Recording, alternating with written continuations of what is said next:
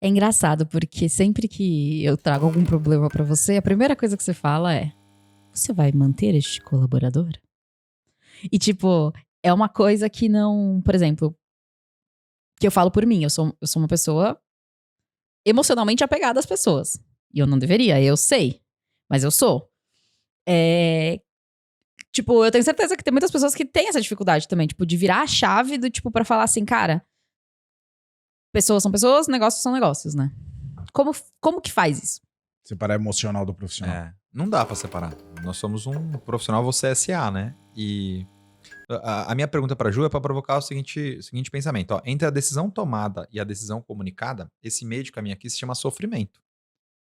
Então, quando ela pede a minha ajuda e eu vou fazer algum tipo de intervenção, eu vou dedicar tempo meu, tempo dela, que não tem tempo livre Não pra tá nada tendo? aqui, não tá tendo, né? E a gente vai colocar energia e esforço pra tentar achar uma solução. E provavelmente vai sair ali com uma conversa difícil que a gente vai ter que ter com alguém. Então a minha pergunta é: você vai manter essa pessoa mesmo? Porque se ela falar não, acabou. A decisão é, tá bom, quando que a gente senta junto pra mandar a pessoa embora? Acabou.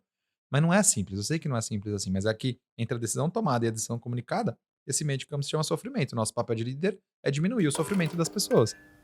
Mas eu faço essa pergunta de uma forma retórica muito pra provocar. Não, não, não é a hora ainda de dispensar. Então tá bom, então vamos trabalhar essa pessoa. Vamos desenvolver. É porque também se você fazer um trabalho, gastar energia, gastar tempo, e a pessoa fala assim, não, era o que eu tava pensando, mas tem que mandar embora.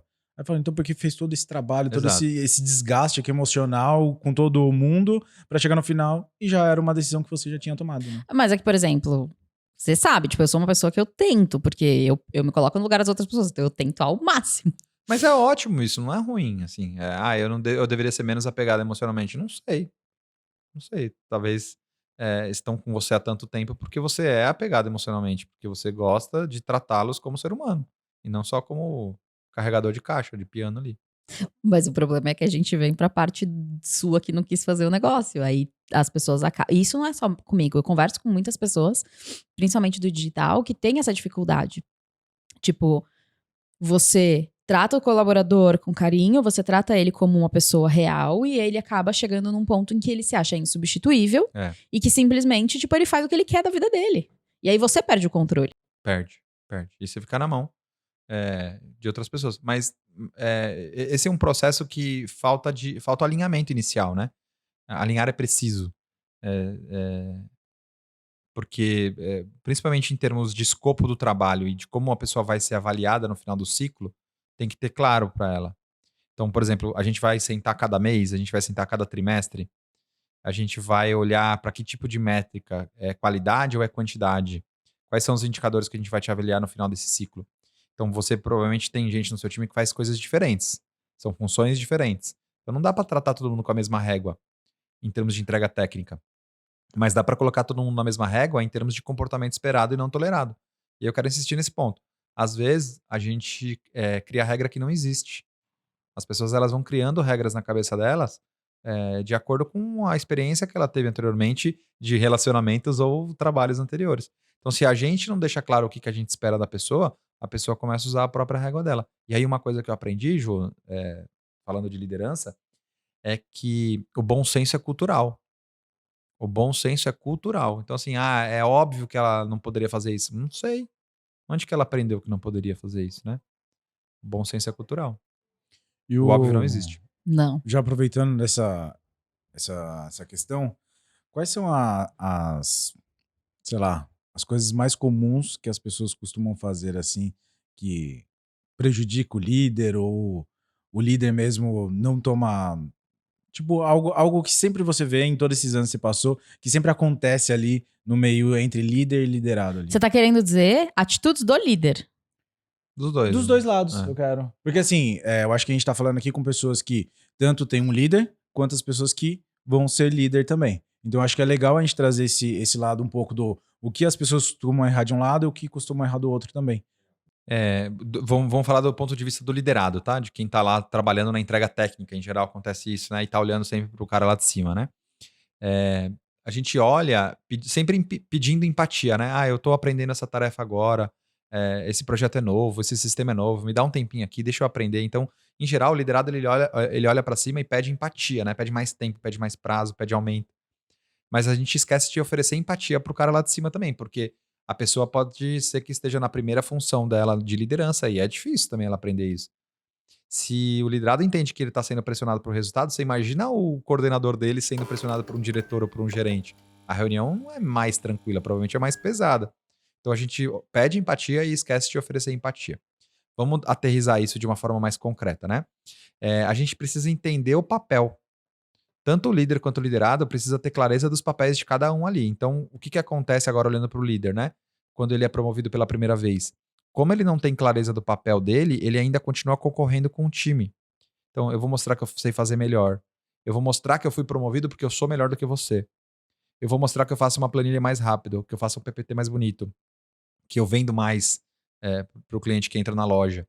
Então, dessa maneira, a pessoa ela tá agindo, ela tem um cargo de líder, independente do nome desse cargo, mas ela está agindo como um analista Master Blaster, como alguém que quer entregar mais tecnicamente.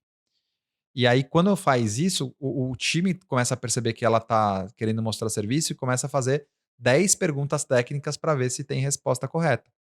E aí, da 11ª, quando você não sabe, você é criticado. Tá vendo? Ela não sabe disso, ela não tinha que ser a minha chefe. Só que os papéis são diferentes. Então, o alinhamento de papel e responsabilidade, clareza de que um líder faz e o que o time tem que fazer, é fundamental. E isso não acontece quando as promoções elas são feitas sem estratégia, sem processo, sem um anúncio claro. Então, o principal problema que tem entre líder e liderado é a comunicação. Só que comunicação é tudo e é nada ao mesmo tempo. Então, qual o pacotinho? O pacotinho é papel e responsabilidade de cada um e deixar claro o ciclo de avaliação e como a pessoa vai ser avaliada. E tem que ter agenda de liderança, coletiva e individual. Não tem como você ser um líder sem ser alguém presente na vida do seu time. Daí eu costumo falar, não tem líder sem agenda de liderança. O que que é agenda de liderança? Boa pergunta, muito obrigado. Você viu? A gente levantou pela cortar, tá funcionando o ping-pong. Você imagina assim, ó, eu não tenho tempo de falar com o meu time essa semana. Eu tenho 4 pessoas no meu time e eu não tenho tempo. Eu tô corrido, tá muito difícil a agenda. Você não tem tempo até que 2 deles começam a não entrar ali em acordo de algum tipo de prioridade. E aí o trabalho não avança. O que você vai ter que fazer? Resolver? E aí você vai ter que dedicar tempo àquilo para resolver. E pronto, você não tinha agenda de liderança, enfiaram a agenda nela. Se você está no mundo corporativo, eu não tenho agenda de liderança. Aí você recebe um e-mail do RH. Essa é a última semana para você preencher o PDI. Puta, eu não tinha tempo.